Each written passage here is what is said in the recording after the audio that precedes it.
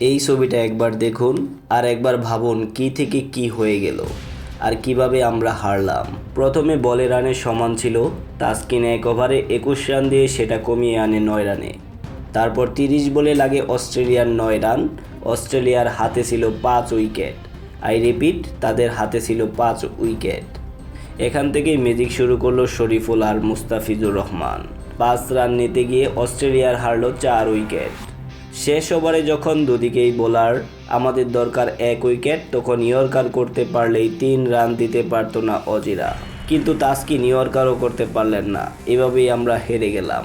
অস্ট্রেলিয়ার 9 রান দরকার 28 বল থেকে, হাতে আছে 4 উইকেট। বোলিংয়ে আসলেন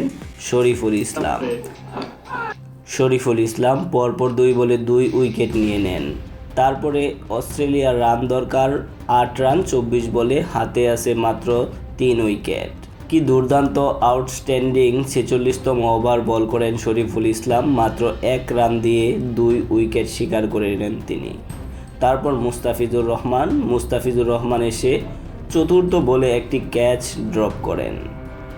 যদিও ক্যাচটি ছিল অনেক কঠিন, তিনি নিজেই বল করে নিজেই ধরতে গিয়েছিলেন ক্যাচটি। দুর্ভাগ্যবশত সেই ক্যাচটি ধরা হয়নি। তারপরে আবারও 48তম ওভারে সেই বেন ডুয়ারিসকে ক্যাচ আউটের মাধ্যমে আউট করেন শরীফুল ইসলাম। ঠিক 47 ওভার 5 বলের সময় আরেকটি ক্যাচ ড্রপ করে, সেটি অবশ্য জাম্পার ক্যাচ ছিল। ক্যাচটিতেই মূলত বাংলাদেশ অনেকটা হেরে যায়। শেষ দিকে নাটক যেন এখনও মঞ্চস্থ হয়নি।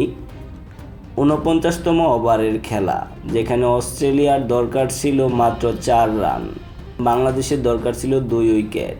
48 ওভার 3 বলের সময় মুস্তাফিজুর রহমান অস্ট্রেলিয়ার ওপেনিং ব্যাটসম্যান কোপার কনলিকে 149 রানে বোল্ড আউট করে সাজঘরে ফিরান, আর তাতেই যেন বাংলাদেশের ম্যাচটা গড়ে ফিরে আসে।